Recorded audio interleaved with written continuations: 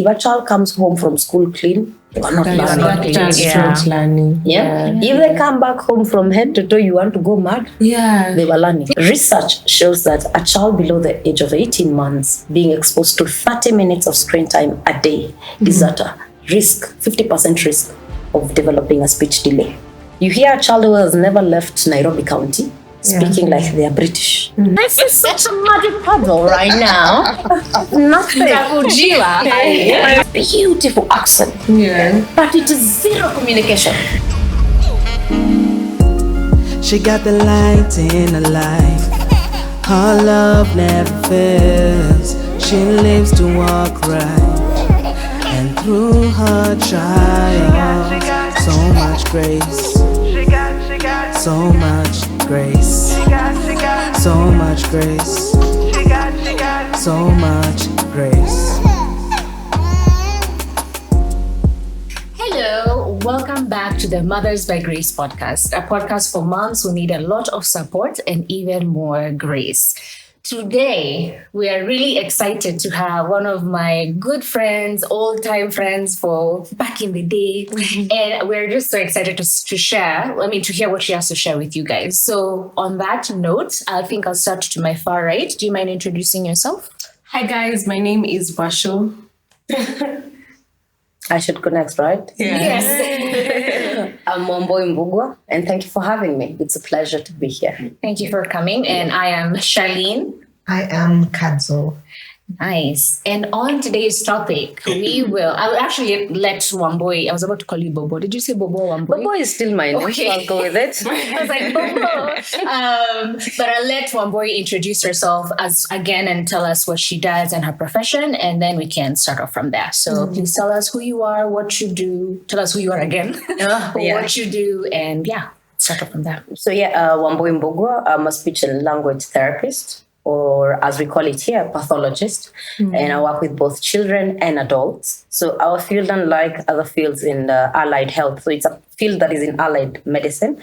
And so we work in hospitals, schools, home setups, and it's quite a wide array. I prefer rather to work with kids. So I'm more inclined to the pediatric side than the adults.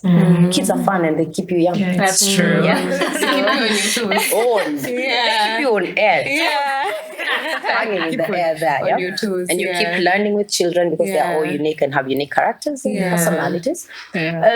Started off in the field of special needs, so worked with the children with autism for 6 years. Wow. Then I transitioned to the field of now speech and language therapy. So that's where I am right now.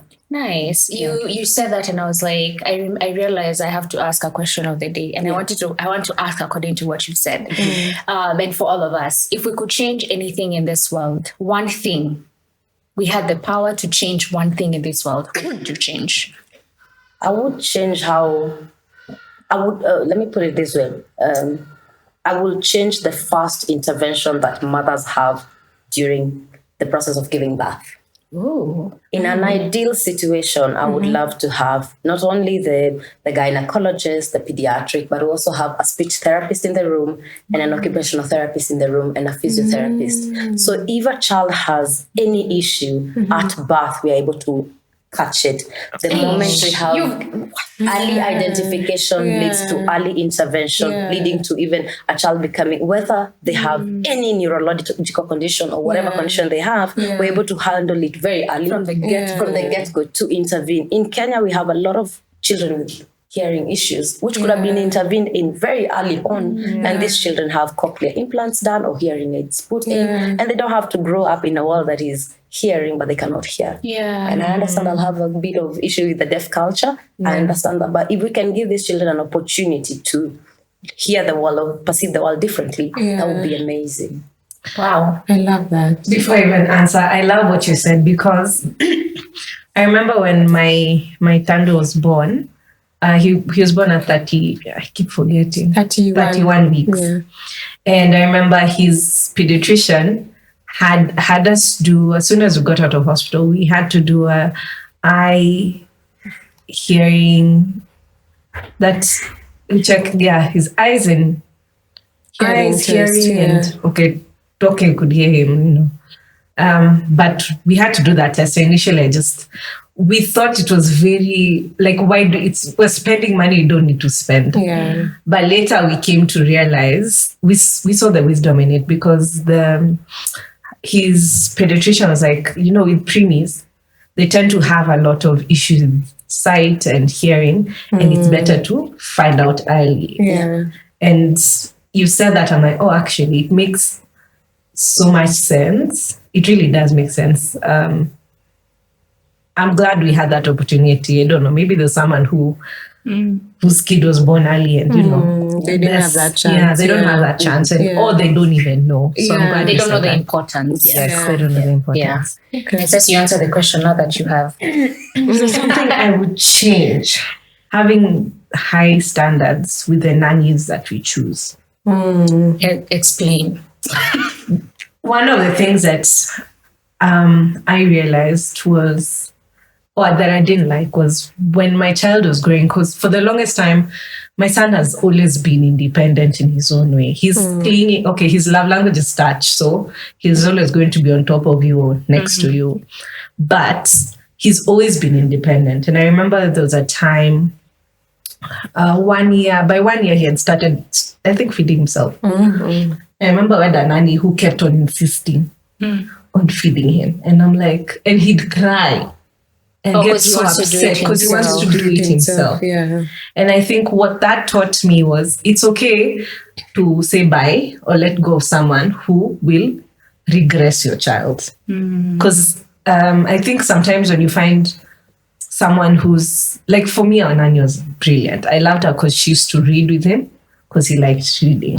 So she used to read with him, play with him, all these things.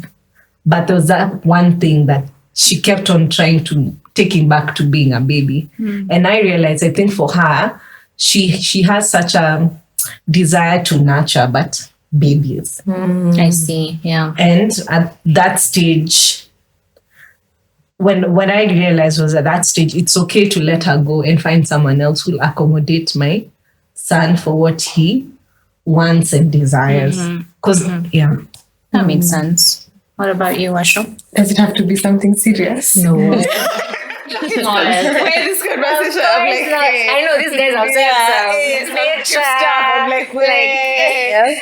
I think for me, what I would change is people's perception of talking about your feelings and emotions. Like, it's actually okay. Like, I think sometimes as Christians, we tend to be like, hey, I'm okay. Like, I'm not okay, but the grace of God is sufficient. And honestly, like, you're not super. I don't know if I get it, but you've Christianized your feelings.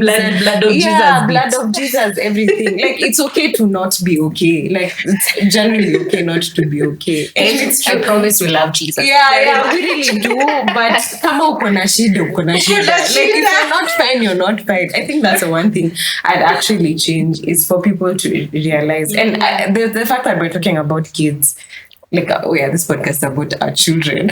And just the journey is like telling parents that if your child is not feeling, like, it's okay if your child is not feeling 100%, especially when they're a bit older, not like this toddler stage, when they're older, and you can notice certain changes. Like, you don't have to be like harsh to your child, or you have to do this and things like that. Like, allow them that space to like talk about their feelings. I think even with that, I feel like, I don't know, I wish we could normalize.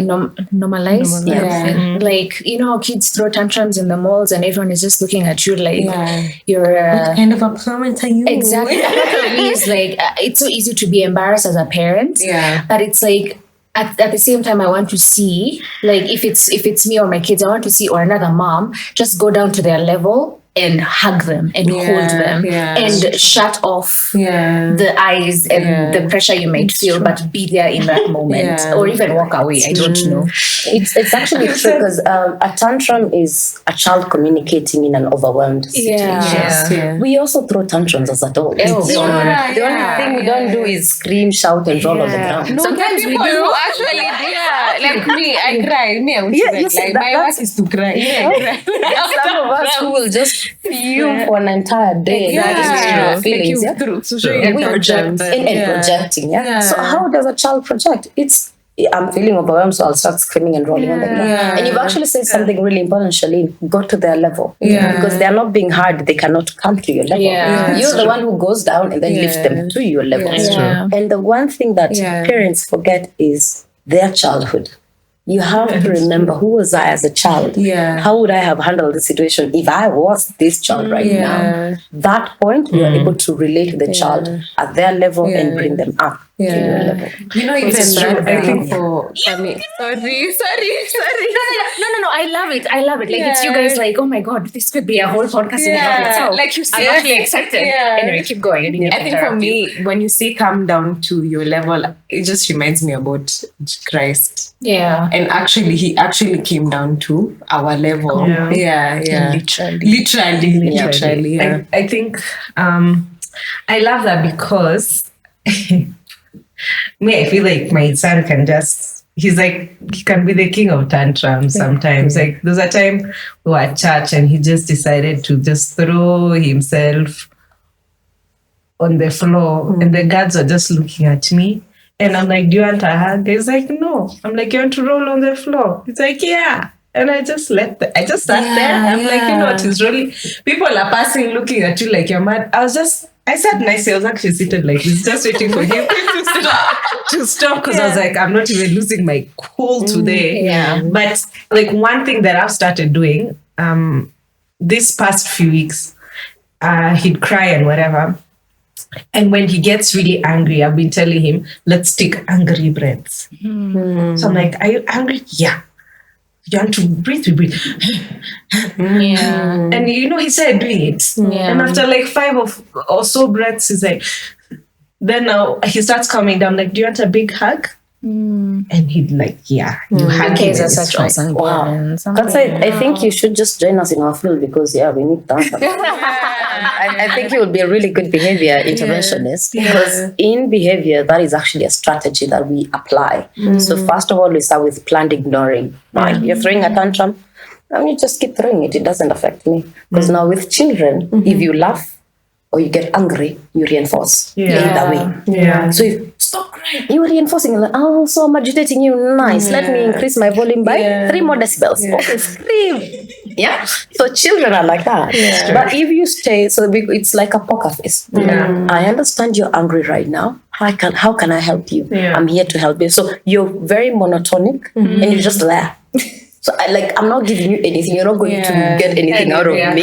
Because remember, it has zero to do with you as a parent or even as a person, even the nannies. It has zero to do with you. That tantrum has zero relation to you.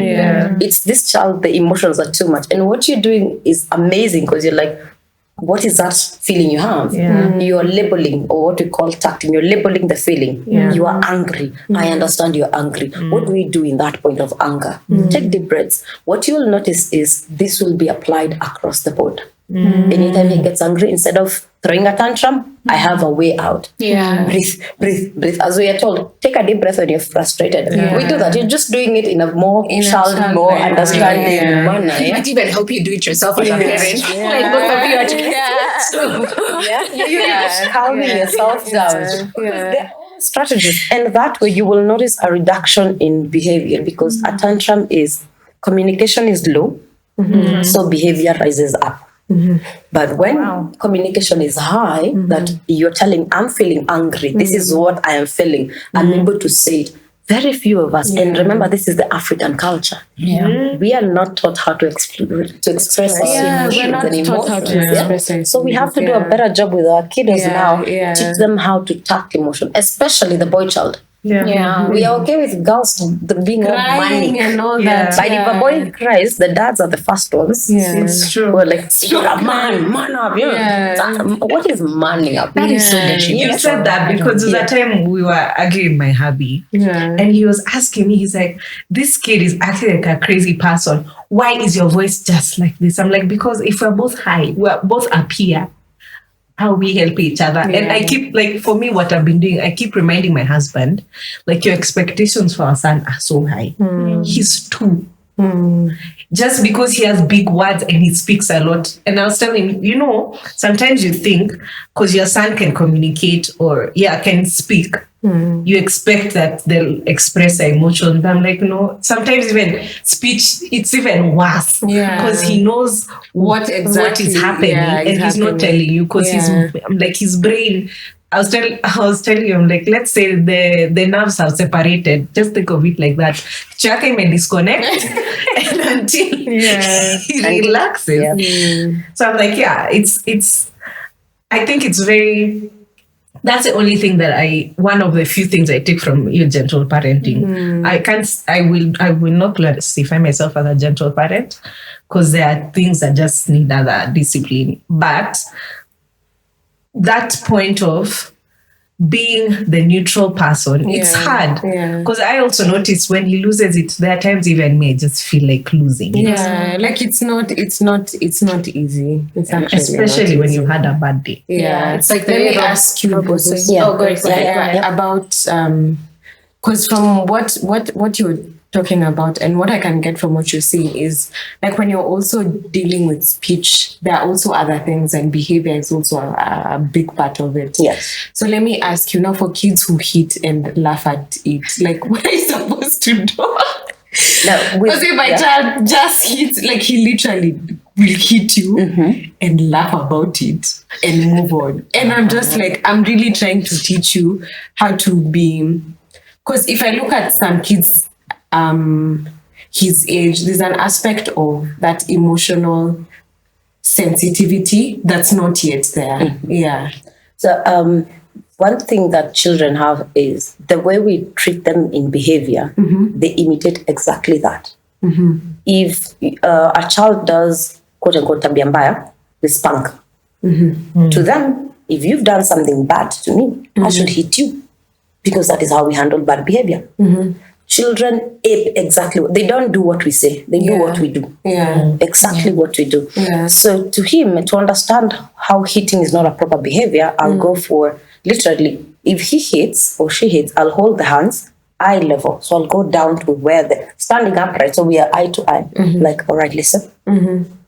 If there was an emotion behind it, or you said something, now this, I'm looking at it from a point of the child, you said no to something, then they hit. Because or just come up and like unprovoked. I am looking for your attention or connection. So now that is what we go for. Hey, I understand you want my attention. The next time you want my attention, you can say hi, mommy, or mommy, or call my name.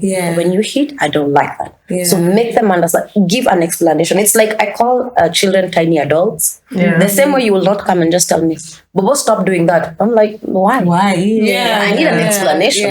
The same thing. But what do we do to children? No, you stop that. They're like, okay, so you've told me to stop this behavior. You've not given me a replacement. A reason why. Also, a reason why. So replace and explain.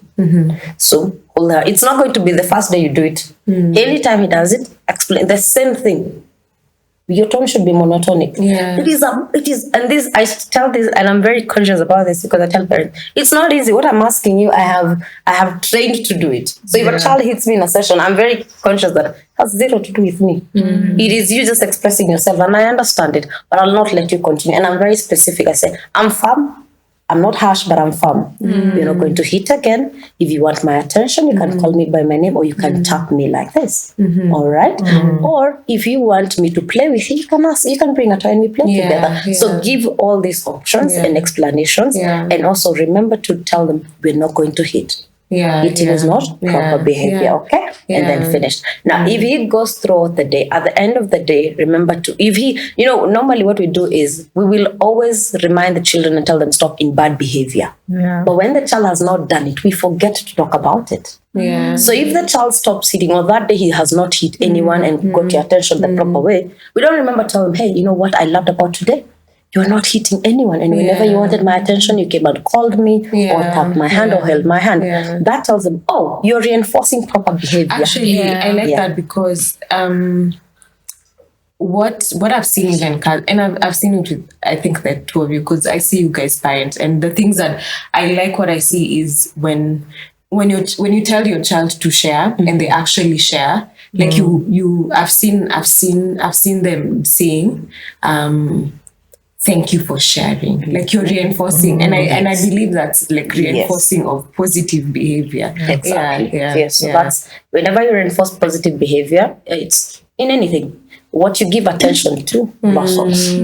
If you keep saying, no, why are you hitting? Like, oh, so whenever you want to talk to me, if I hit, then you give me attention. So what do? I'll just keep hitting because you give me attention at that point. Yes. Okay, I love it. I like that because it reminds. There's this affirmation I started. I saw it somewhere, and I just added my own things. And before bed, what I started doing is I'd ask Tando, I'm like, what can make mommy not love you?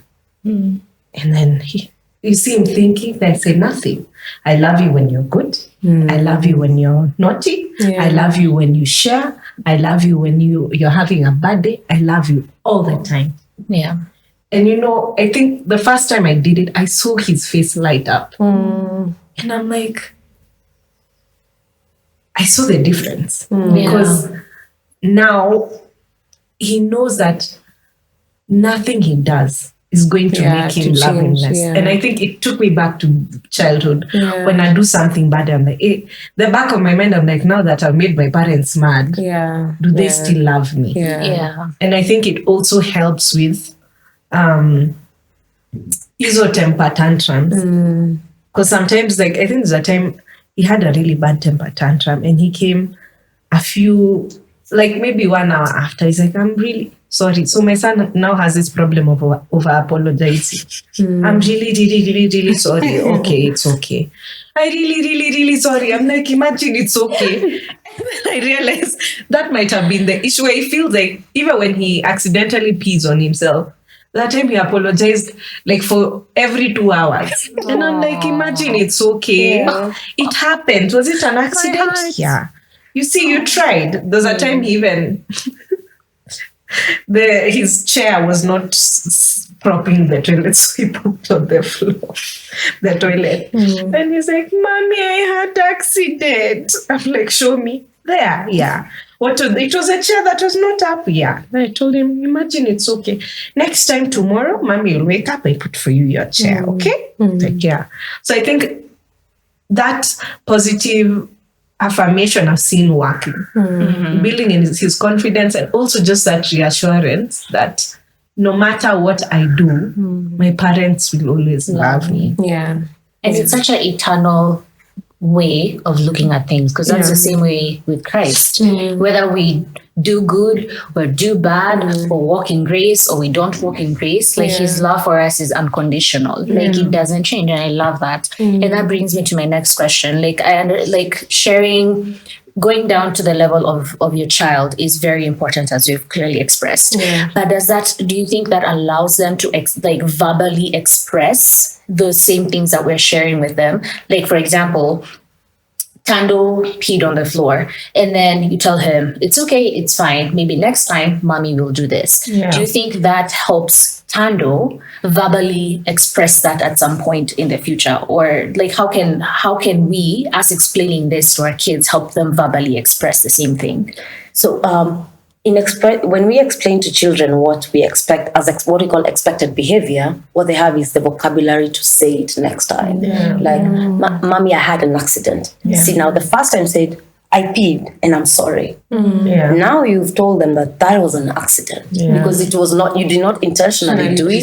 So you're not at fault. It was an accident. Now understand, you've given them the understanding that sometimes things just happen and we have no control over them. And now giving that reassurance, it also creates a safe space that I can just go to my parents and say what I'm feeling, that I am okay to share in this space. And again, reduces behavior. Yes. So how do you know when a child isn't expressing, like, when should it be a source of alarm when a child is not expressing these things? I think just to piggyback on what Sharleen's question, I think for me, I want even for you to tell the guys watching, and even just educate us, like, you as a speech therapist, what do you see as a red flag in kids? Like, I think we can start from there because, like, what are the red flags? What are the expected things in a certain age?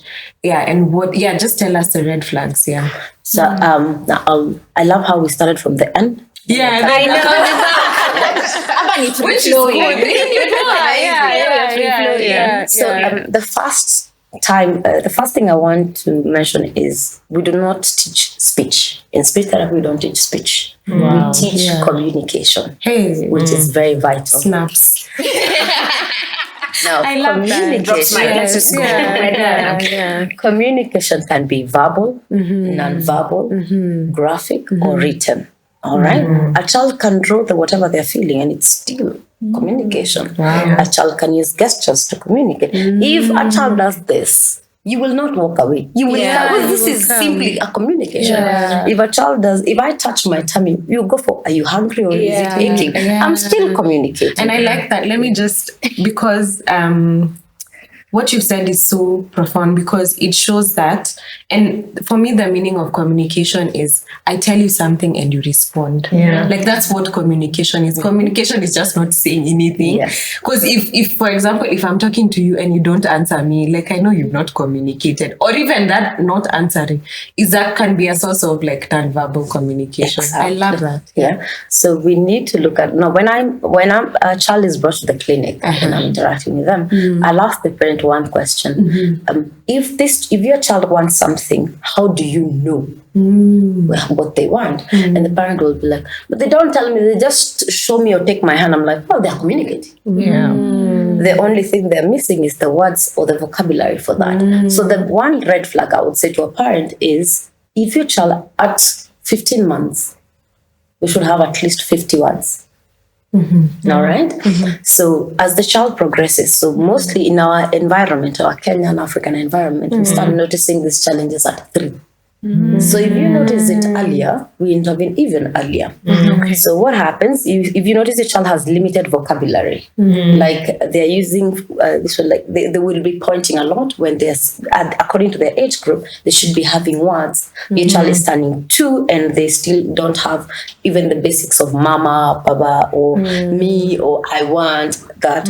So the verbose aspect of it is speech now. If they don't have that verbose aspect, it's a point of seeking a speech therapist intervention. Also, if your child is not communicating, anytime they want something, they just start crying or screaming. The cry is the first form of communication for a child. When they just are born like this, they have to cry. That is the one thing that the doctor has to look for. Asipolia, they spank kidogo, they cry kidogo.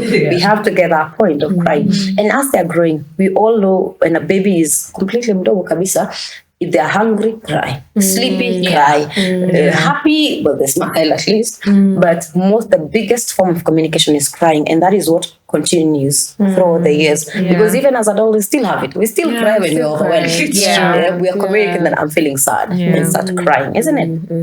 Now, when you notice that your child is turning 2 or is 18 months and still no words are coming out, come in for a consultation. What I normally say is, you'd rather come in for a consultation and not need the intervention than delay the consultation and actually need the intervention. So just come in for the first consult, then we go about it. Now remember, a child is like a flower. If a flower is not blooming, we don't look at the flower. We look at what is the environment that the flower is growing, isn't it? Does it have enough water? Does it need fertilizer? What do we do? So the first session when a parent comes in with a child, I'll ask about the environment as well. So tell me, how much screen time is your child exposed to? Let's go there. Can we? Let's go there. Screen time. Sorry. Now, research shows that a child below the age of 18 months being exposed to 30 minutes of screen time a day is at a risk, 50% risk of developing a speech delay. So 30 minutes in a day, not even a whole day, 30 minutes. Is it dependent on what the child is watching? No. It doesn't matter as long as it's a screen. Wow. Yeah. Before 18 months. What are we doing to our babies? They're eating, Cocomelon is happening. They're eating, Miss Rachel is there. They're doing something, I don't know who else is there, Akili or something. They're watching a screen. Now, why am I very much against screens? Screens do not have the communicative aspect, like you mentioned. The screen will just speak by itself. The child has no chance to respond to it. Yeah, so it is not interactive screen time. If it is interactive screen time, in that mom or dad or auntie is there, and you're like, the screen goes, one little cow. We pause and go, one little cow goes moo. It is interactive. We're having something interactive. Or you're singing with them as the screen is, as whatever is happening. Whatever is happening, you're imitating it. Yeah. Either singing along, following the actions, you're imitating it. Okay. But what are we doing to our children? Switch on the TV and then we go. And we go. And the other thing is, with a screen, even for us, what we do is we sit there, we're like, pass me the nini, the nini there, the nini. That's what we that's how we speak when we have a screen. And of course, because it's the remote, we will not even say remote. Here is the remote. We'll say shika. So what does the child have? Shika and nini. So are we really communicating? No. So that's the other part about a screen is it reduces the attention span of a child. The child does not foster attention skills. When a cartoon is on, one is jumping here, dancing, talking, doing this. So it's like this. So many things happening at the same time, and we lose the child to just be attentive on one thing. If you're playing blocks with a child, and we're building blocks, we are all there. It's the one activity we are doing.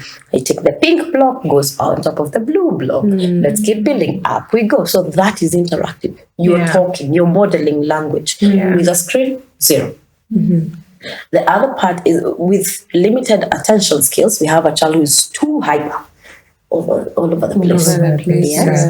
Then we have children who develop, you hear a child who has never left Nairobi County speaking like they are British. Because they've been watching Peppa Pig. Like, mommy, can I have water? My nephews are like that. They say, oh my God, my child is so cute speaking so nice. Oh no. Muddy puddle.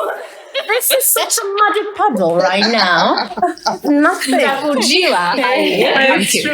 You see, that child has this beautiful accent. But it is zero communication. It's super. My child can say 1 through 100. It can say all their ABCs. Yes, but when they want water, what do? Scream their lungs out. So what is the use of that? What the screen is teaching them is language is for entertainment, not communication. So you'll find your child singing to themselves, saying their numbers, but when you say one, they look at you like you're a mad person. This is not entertaining. It's not fun. But when we have it on screen, 1, 2, jumping numbers. I don't know what. We are shapes. You can see us everywhere. We have that whole thing. The child will go circle. But if you bring a circle shape, what shape is this? Able to see it. Confused. So that's why I'm screens reduce. My child parents reduce it. If you can't reduce it, switch it off. And what I've noticed with parents that I've told, switch off your TV, switch off your YouTube, is 2 weeks later, the parent is like, but then he's starting to communicate a lot. Now, he's repeating words. I'm like, well, yes. Because now the child is paying attention to what you're saying. The environment is making more sense. Now they're interacting with their environment. They're exploring more. I'm glad you said that because me personally, me and Miss Rachel are best friends. However, Miss Rachel and I, when we had started exploring screen time, I remember, guys, some of the recommendations I'd gotten was Akili Kids.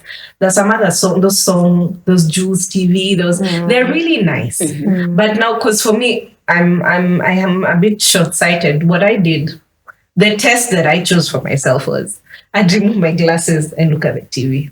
And if I feel like there's so much going on, because I also have astigmatism. So when I'm looking at the TV and it's just seeming like everything is pulling, I said no.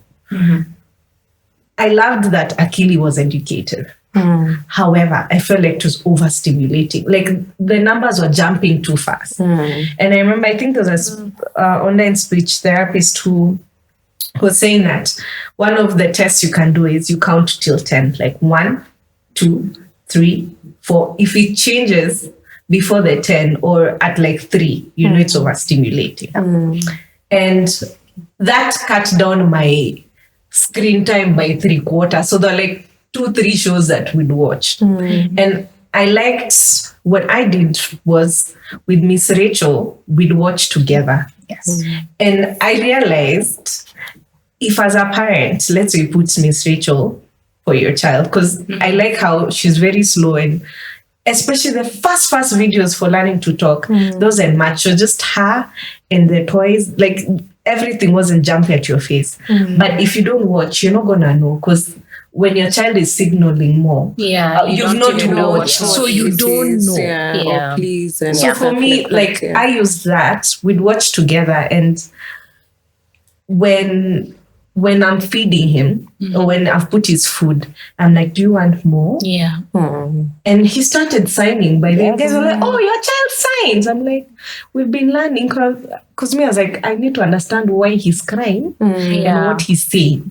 So if I like that you said you watch with them, because as they're learning, you're learning, and you can help each other in this process, because kids do. I feel like they do want to communicate, and they do want to just communicate with you, but it takes some really active parenting. Exactly, that is the word. It is active. Yeah. Now, what we have done, sadly, is I am very busy at work. Dad is very busy at work. What do? We have a nanny. Now, and I tell Kenyans, we don't have nannies. We have house managers. Yeah, it's true. That person is taking care of the house and the baby. If we are having a proper nanny, a nanny is meant to stay explicitly with the child, learning, playing. That is it. Housework is somebody else's business.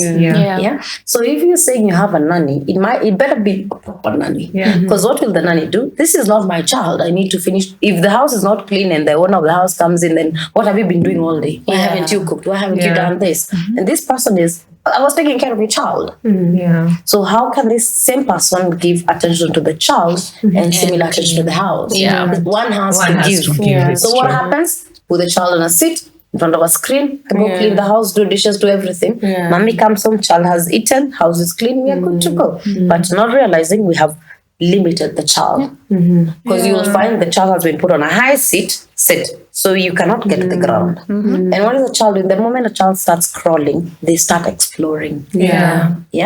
So what happens? You don't want the child to crawl. The child has to stay clean. I say, if a child comes home from school clean, you are not learning. If they come back home from head to toe, you want to go mad? They were learning. It's true. No, seriously. That's the reality. Like kwanza mi kukinyesha nitakuvalisha gumboots and ucheze na matope na rudi kwa nyumba. Like let a child be a child. That is when the song Rain Rain Go Away will make sense. It's true. Singing Rain Rain Go Away right now makes no sense. It's true. Because there's a kid who came into a session and the parents said when the baby is showering, they start saying Rain Rain Go Away. Because water is coming from the above, meaning it is raining. It is raining. That is how to them. Any water from above is rain. So if they want to be done showering, they start saying rain, rain, go away. So the child is communicating. But the child is using what you call a script. So this script, if you do not understand that script, then you're lost. You start singing the song with them, not realizing this child is like, hey, I'm all done showering. So you teach, it's like, oh, it's not raining. We're taking a shower. We are all done showering. Turn it off. And it goes off. Now it makes sense. Because you cannot switch off rain. I love that because for me, what I noticed, especially that, because it was ASL, the first few words that he learned other than mama and dada was more and all done. Yes. Because I kept on repeating, are you all done? Yeah. And then eventually one day he stopped doing all done. It's like, all done. Yeah. Exactly. And it came to Kwanzaa food, I'm in a toddler group and there's this lady who is a parent coach and she kept on saying, there was how African mothers are, I don't think my child is full, but they don't want to eat more. And she was talking about how Africans will overfeed. And I think for me, that was also a hard lesson. I needed to trust that when he says he's all done, He's all done. Yeah. Even when they say I'm not ready to eat, or when they show that they're not ready to eat, it's okay to not put them on a timetable because we are on that timetable. I think that was something that I saw like a friend of mine back in the US do, and I was like, because me, I'm like, lazima ukule, you're not eating. But then it made me realize, like, they're going to get hungry. They're just not hungry now. And I had to figure out how to be okay. Till now, I have to continue to still figure out how to be okay with them not wanting to eat at 1 because ni time ya kukula at 1. And that brings me to my next question. Because I'm thinking of parents who either work from home or they genuinely have demanding jobs or they're just not as present. They have 9-to-5s and they want to be active with their kids, but they're just, it's almost as if we are on survival mode. Because if I don't go to work, you don't go to school. If I don't go to work, there's no food in the house. So I'm thinking of those moms, those dads, like what would you advise them to do when active parenting is not... What's the word I'm looking for? It's just... You don't have the energy. You don't have the energy and you don't want to turn the TV on. What can you tell them to do that can also help their kids still foster that those aspects of communication? I would say play. But then again, when you say play to our African minds or Kenyan mindset, we don't understand the notion of play because our parents never played with us. If anything, my mother would open the door and you out to go buy. Then you only come back when you are hungry. You're in the house. You and the chickens are getting into the house at the same time. What I'll say is this: out of your busy schedule, have 10 minutes that is explicitly with your child. Have something that only dad does with baby, only mom does with baby. If as mom you say that when you come from work you love cooking, I love cooking, so that would be one thing that I would do. Do it with your child.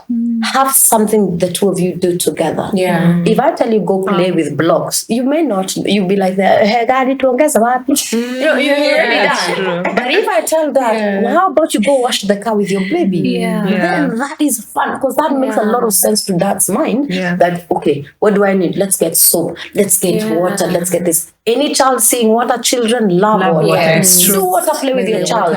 It's therapeutic. It is so my tap is almost Whenever I do my girl's hair, the tap is always on. I'm like, I want a bill. But yes, it's okay. Fun. So what will you do if you love cooking, baking? That time, have it with your child. Whatever you enjoy doing, 10 minutes a day. Then incorporate one thing. Let us build a culture of reading to our children. Don't leave it to school. Now, when I talk about reading, what am I talking about? You've taken the book. Give me any book. Give me a story. Any title of a story. Give me a book. What book are you reading?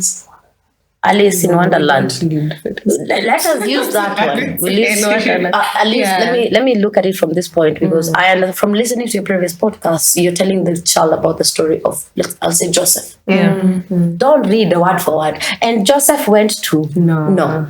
Tell the story. Use the pictures. Why am I using the pictures? Because if a child children are very visual most of the time, and says, and he's wearing a jacket, yes, and it's a red jacket. Also mommy has a red jacket, and it's so beautiful. You've given that one. Then go to the next page, and then this and this happened, and there was a donkey, there was I don't know what.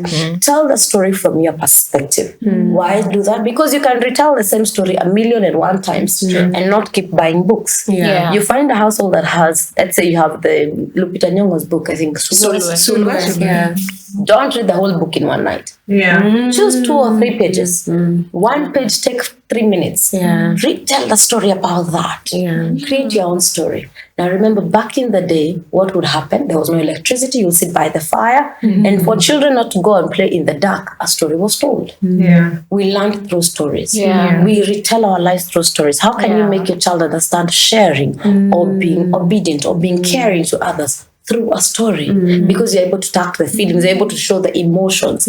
So read to your child. Make it a routine. When you have a routine, it reduces anxiety for you as a parent and for the child. And you have bonding and also connection. A child learns through connecting. A child learns through imitating. If you do not connect, Children who mom is on the phone or dad is on the phone, they will have proper tantrums. So you have no time for me. How am I able to connect with you? So I understand for mom and with the government of the day, as amazing as it is, we have crazy economy and all that.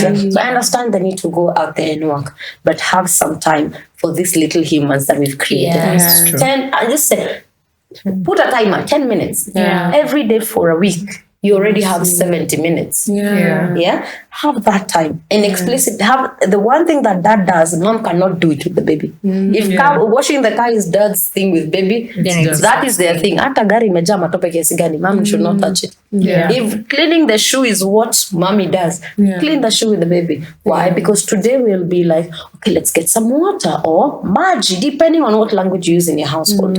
Again, we are multilinguals. So don't limit your household to one language. I speak Kikuyu and maybe my husband speaks another language. You speak to him in your language. I speak to my baby in my language. That will not affect their speech at all. Okay. So let's not limit our households to just one language. We speak English only, we speak Swahili only. Speak all of them.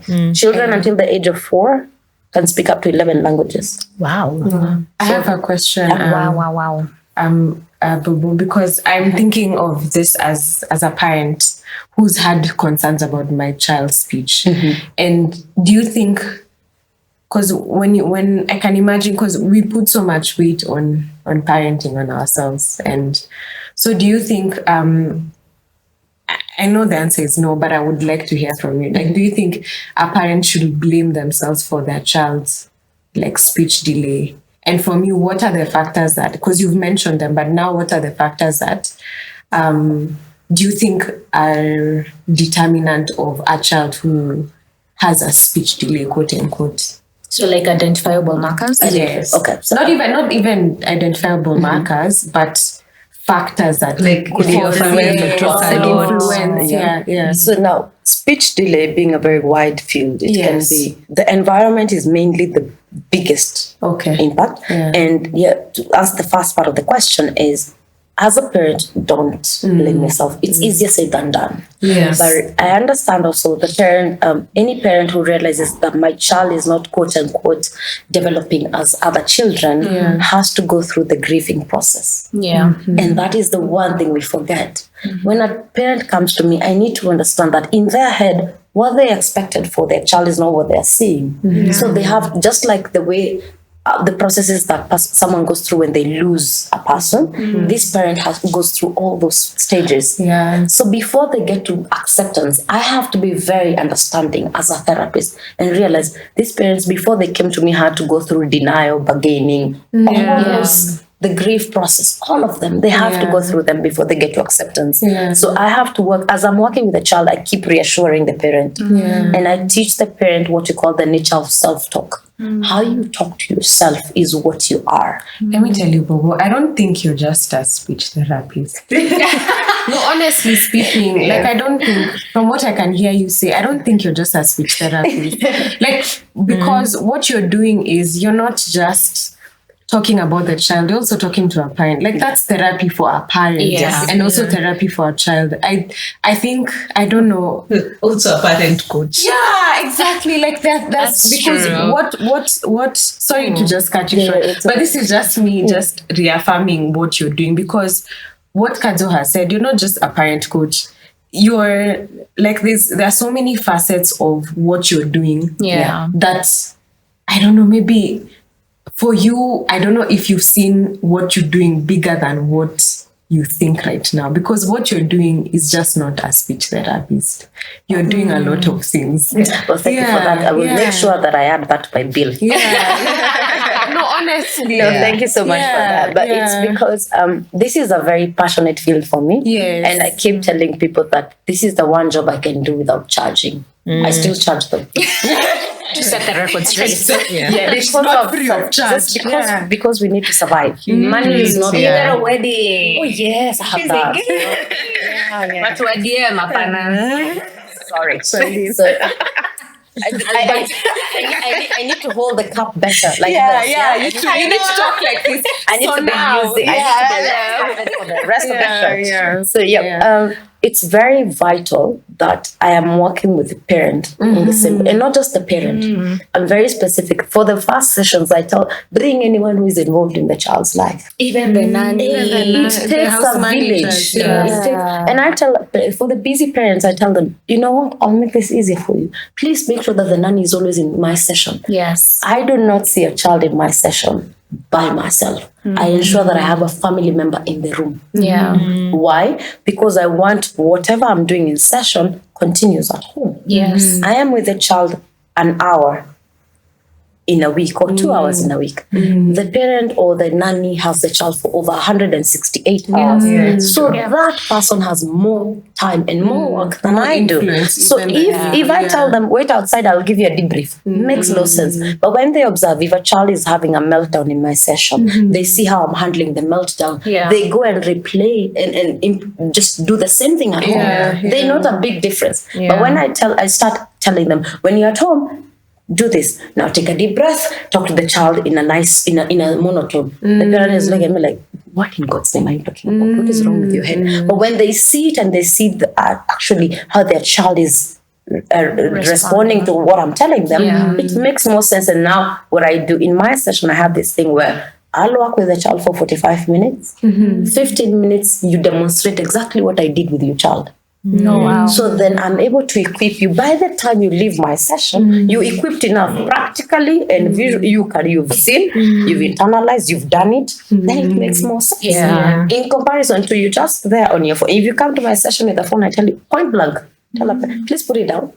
Like put it down. I cannot tell your child to be off a screen and you're on a screen. Exactly. No, the child is It does copying. not correlate. Listen, you don't make me be more harsh on you than on the child. So that has to come into play. But going back to what you had asked initially, what I'll tell parents is this: limited vocabulary tells you that your child has missing milestones. Pronunciation now. Articulation, let me go through the word articulation, how a child articulates words. If at a certain stage, if a child is 4 years and saying banana instead of banana, there is an issue at 4 years because sound B is acquired at age 2. That is why baba, mama are easy words. Why? The sounds that we learn, I'm taking you to phonetics and phonology 101. Let's go. So the sounds that we produce with our lips are the first sounds that are learned because they're the words we can see. We can see B because the way we form our lips. We can see how we form our lips. We can see ta and da because of our tongue movement. We can see, but we cannot see and they're back. So that is why those ones are acquired from age 6. So if a child is 2 and 3, and yes, because even yellow, because like there's a yellow. Remember how I used to say lelo instead of yellow? Because the y sound is acquired later on. The L sound is what we call a liquid sound. That is acquired much later. So we start with what we call bilabious, double lips. Using the lips, we go to sounds that we use using the teeth. We keep going inside the mouth. So that is how language and sounds are acquired. So if a child is saying boo, like you're saying, blue, BL is a blend. Blue is a blend. They acquire the blends from age 6, 7. So if right now it's boo, you don't repeat it. So as a parent, what I tell parents, don't repeat what the child is saying. Don't speak in baby language. If a child says, oh, color boo, you say, yes, blue. So you slow down your pronunciation. So the child will imitate. Don't tell them, say blue, say blue, say blue. Don't tell them that. When this thing the parents have a tendency to do, say thank you. Why? Say sorry. Why? If I'm not sorry, why am I saying sorry? So that connection to the words is lost. So what we want is, if somebody's had oh, I'm so sorry. Even my face shows the sorry. If I want to say please, it's mommy, give me the pen. Say please. Do you always say please when you're asking for something? It's true. So why are we expecting children to continuously say please? Why? I ask my son, I don't know if this is the right thing, but I normally ask him when he's asking, because I feel like sometimes he just demands. And so what I started doing was asking him, are you asking nicely? And then at times he'll pause and he's like, please, can I have? Then I'm like, oh, okay. So I don't know if I'm doing the right thing, but it's something that, because I realize when I tell him say please, he'll say please, but he'll just say, okay, please give me. It But doesn't come from the donation is That's the thing. So I can say, please give me the chair. And I can say, give me the chair. Yeah. Which was Give me the second Yeah, one. but I We never didn't used even it. use the word please. So if for us, when we talk, we naturally don't use those words that we call magic words. Let us always go back to who we are. What is our culture? We forget that. That is the thing we have forgotten a lot because of screens. We have to remember that we are not Western. We are African. And we did not have please. I'm trying to think of the word please in my mother tongue. It's not does not existent. compute. But then there's no please in Kikuyu. Is there a please in Luo? Yeah, No, it is that is a borrowed word. Even thank you, thank you. It is borrowed word. We don't have an authentic word in mind our blew mother right now. tongue. It's how it's the intonation. It's the tonation. We paid a lot of attention to tonation in our mother tongue, and in our, that is why our parents, in our upbringing, we never had magic words. The only thing we were told is not to use the word si nilisema, because si is rude. I think we were having a conversation about this at some point.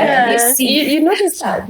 So when it is a foreign word, it is something that came to us. It was not authentic to us. You've liberated us here. It's so much I've unlearned. So it's so much. Your tonation, that's why our languages are very musical. That's why music is the first thing a child hears. We have what we call the musicality of a language is called prosody. We have that. The way we talk, the way we intone. If I'm angry, I can say the word get out in different tonations. I can say get out. I can say get out. I can say get out. And it means completely different things. Yes. The tonation changes everything. I can say get out please in so many different ways, and all of them will mean something different. And all have the word please. So it is, how are we talking to our children? If I yell at a child when I'm talking to them, the way to communicate is to yell at a person. That's why a child, the environment a child grows up in dictates who they become as adults. And as young adults. If a child felt they did not have a safe environment to express themselves, we have adults who have no sense of expressing themselves. So for kids who are more inclined to, instead of using words, they repeat sounds and things like that. So is that a step in the right direction, or is it also like a bit of a concern?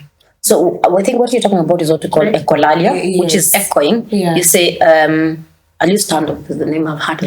Tando, come here. And Tando says, Tando, come here. Here. That is echoing what you said. And sometimes they have two types of echolalia, which is we have immediate echolalia, which is immediately you say something, they echo the same thing. Then you have delayed echolalia, which a child will just be saying randomly, come here. Talking to nobody at all. They're just saying it. So they're echoing something they learned before. Or for a child who goes to school just from nowhere starts saying, Chicha, it is me now. Because somebody said the same thing. Oh, it's my turn. Saying it. So echoing is part of language learning. But again, when it takes at a certain point, when it becomes a problem, when it is constantly repeated and it is not communicative. So it becomes a problem. And you have to work on echoing. It means, for me, what it tells me is the child lacks the comprehension of what we've said, or what we consider auditory comprehension. So you did not understand me for you to respond. You just repeated what I said. And when a child repeats it, instead of saying, no, don't say that, say I'm fine. Like, how are you? The child will say, how are you? So how would I model that? I would say, how are you, Tando? Then towards him, before he responds, I'll say, I'm fine. So I'll touch his chest as a way of saying, you're the one responding. So I'll say, how are you? And then I'll take his hands, bring them to my chest and say, how are you? Then back to his chest and pause. And wait to cue fine. If he doesn't say fine, fine. We repeat that until it's understood that when I talk, you respond, you don't imitate me. So that's how we teach echoing. Yeah.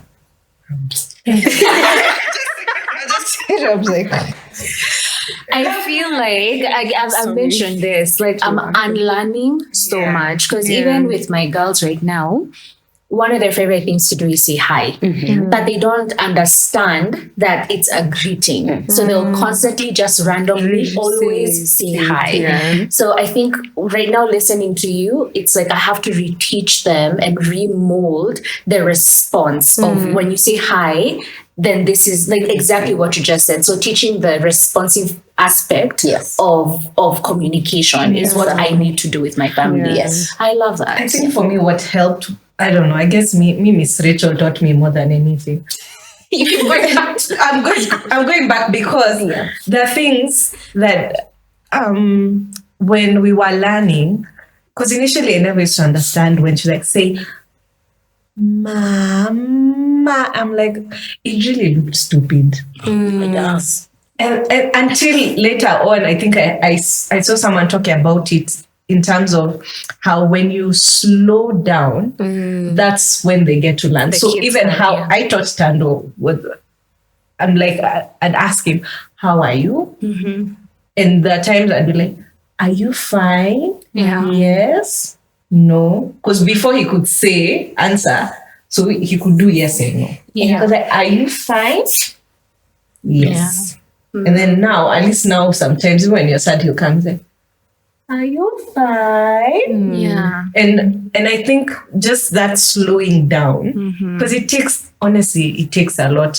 And even on that thing for active parenting, I remember when, for me, when I decided, one of the reasons I decided to leave work at that point is, okay, one, my son was quite sickly, two, stress.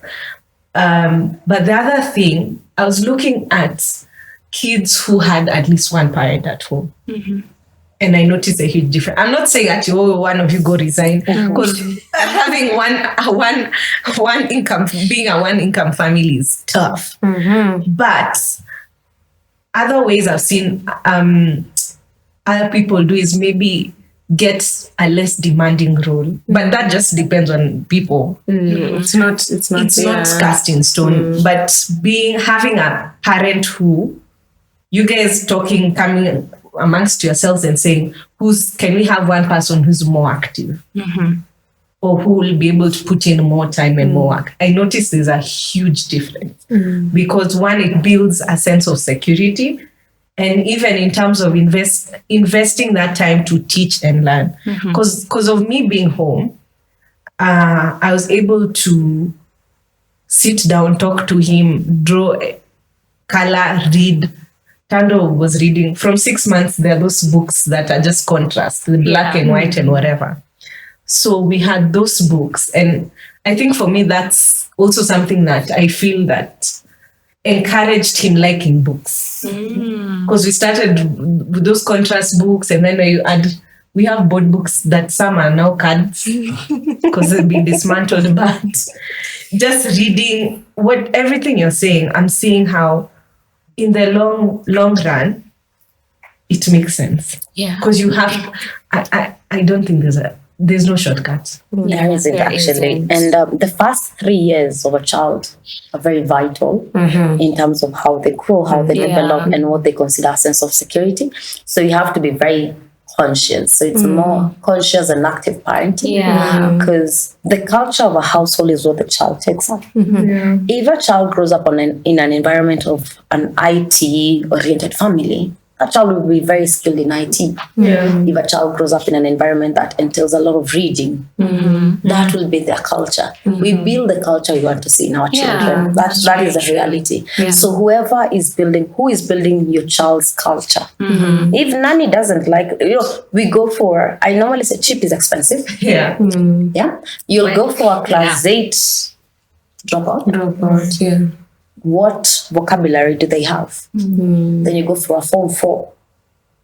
What vocabulary? Then somebody else takes somebody who has done early childhood learning. How is that going to impact your child's life?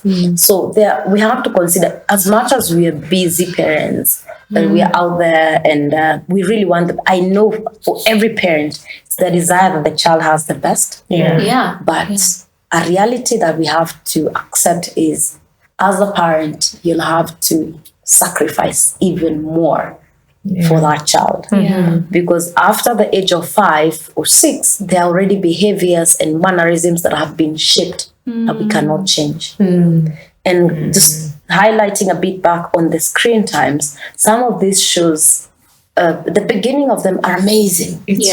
But then as you progress and see different episodes and more episodes, you start realizing there's a culture and a notion that you don't want your child to learn that they are learning. Yeah, that's true. If I'm exposing my child to Miss Rachel is amazing, again, I'll mention that, but what is that? Is that relating to the Kenyan culture that my child will have?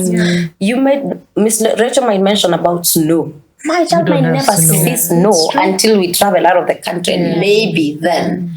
And if, again, I will go, maybe Sharleen's children might experience snow faster than mine because both of us are Kenyans and decide we only want to travel when it's summer. It's never not Yeah, you see? I don't care about it. If I need baridi, I can go to Lemuru. Yes, That's enough. I'm not dealing with snow.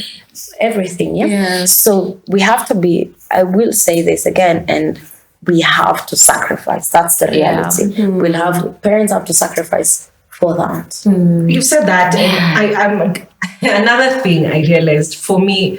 My son is in a bleepy period, but now I've just cut bleepy off. Unless now the nanny, and then the nanny is just because what I realized, this guy, he wake up at 7 like a coke addict. Bleepy tantrum. I'm like, you know what? We're not doing screen time. That's when you know it's time to shut that off. And I remember initially, my son was so pissed because what I'd do, I'd put that 4K music with like fish. I'm like, dude. So he'd see the TV on, and then there's that 4K music background. They're just seeing fish. Those two are quite relaxing music, and he'd just go like.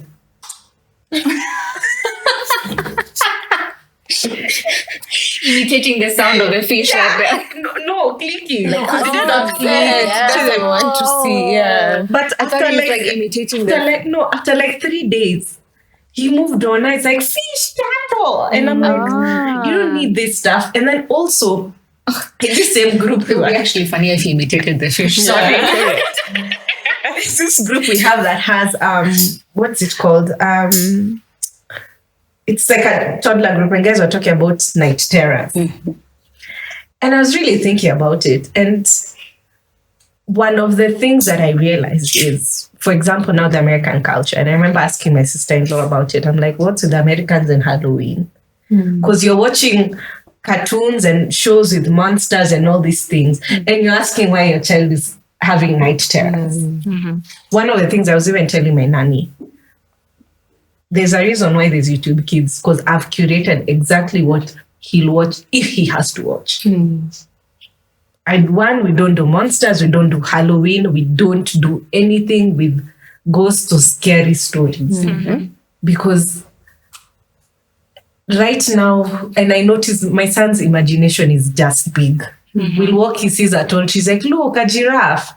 Until I was asking myself, is there a spirit that looks like a giraffe? Because I'm like, but I think there's also that importance of, if you are to do those such a 30 minutes a day, curating it. And I remember some parents were saying, it's a sacrifice, back to sacrifice, you have to make. Watch every single show that you are letting, because you are putting shows, you don't know what's, the beginning might be fine. After like 13 minutes, you don't know what's that's okay. Then the other thing with the shows that children are being exposed to right now is parents are like, it's cartoon. I don't care. But you find like Peppa Pig, I would go back. I genuinely just hate Cocomelon. Just genuinely. If I was asked, I would say it should be banned. I don't like. Do you know even Peppa Pig was banned in some countries because of her behavior? Yes. So she would tell Daddy, silly Daddy. Your daddy is not silly. You know, so like your child will start imitating that. So we have that. Those behaviors. Your child will start hitting and kicking and throwing tantrums, jumping on the table, rolling over when you say no. Because what is George doing? What is Peppa doing? Yeah. Exactly that. Wow. So we have these shows. You say, oh, it's just funny. They're fighting. Yeah, no. You don't think much of it. They're doing exactly that because it is what they've been observing. And it's acceptable behavior because if mommy allows me to watch or daddy allows me to watch, it's okay. Yeah. It's proper. Yeah. So Just from what you're saying, I think for me, like, my takeaway home, and I think for other parents, is that, like, when God gives you these children for a season, even with your relation, you see how God is so intentional. Like, we have to be intentional with a relationship with Him. Yeah. And so with other relationships out here, like your relationship with your child, your relationship with your friends, like there has to be a level of intentionality. Like, He's not just giving you these kids for you to just not passive be and passive not, about it. yeah. So I think for me, that's my takeaway home. So thank you so much, Wambo. Yeah. I think I'll go home, sit down, and just like process. Yeah. I feel like there's a part two. There has to be a There part needs two to be. because There there's so needs much to we've not be. talked about. We've not even talked about schools. There Me, needs I to want be to a know part about two. schools. Yeah, I do too. But because of time, I think it's time to wrap up. Please let us know if you guys want a part two. We would love, I don't know which camera I'm looking at. Okay, great. Please let us know if you want a part two. We would love to have Bobo back again. And as Kadzo mentioned, we want to talk about so much more with schools and the influence that, like, what schools to take them to, what to look for, what not to look for. Let us know if that's something you'd be interested in wanting to hear. And that being said, because you are a lovely guest, actually, wait, we can give you flowers. I have so much to say. But we have some flowers for you. A token of our appreciation. Is it appreciation? Appreciation. depends on the group of school. Thank you. You're welcome. They're so beautiful. I'm glad you're here. Thank you for gracing us with your presence. But before we go, parting shot, two things. One, tell our audience where they can find you. And then the second thing, I'm thinking of parents who have listened to this podcast and they had an aha moment of, my child might have speech delay. What will be the way forward for them? Okay. Before I say where you'll find me, let me go with the latter one. Yeah. And I'll say this. The way forward is first, slow yourself down as a parent. Speak much slower. We tend to speak too fast as if we're speaking to tiny adults. Yeah. Actually, adults, not tiny adults. Yeah. So you give short, specific instructions. Yeah. All right. The other thing is be intentional. Like we've kept saying, be intentional in connecting with your child. Spend time, 10 minutes a day with your child. The other part is observe your child's behavior and go back to how you behave towards them and around them. They're imitating, they're observing, they're imitating. If you don't want to see a behavior, don't do it to your child. You cannot tell your child not to lie when you lie. It's true. Yeah. So what you do, they will pick that. Children do what you do, not what you say. Now, where you find me, I'm based in AAR Hospital, Kiambu Road. Yeah. So find me on my socials and ask me any question, I'll respond. Same name, Wambo Mbogo, everywhere. We leave all her details in the description box. So please reach out to Wambo if you have any questions, seek consultation. And thank you so much for being here. And I look forward to being back. Yay! And more flowers. Yes, more flowers. Yes, more flowers. And as we always say, like, comment, share, and subscribe. And please, don't be stingy. Bye, guys. Bye. So much grace. So much grace. So much grace. So much grace.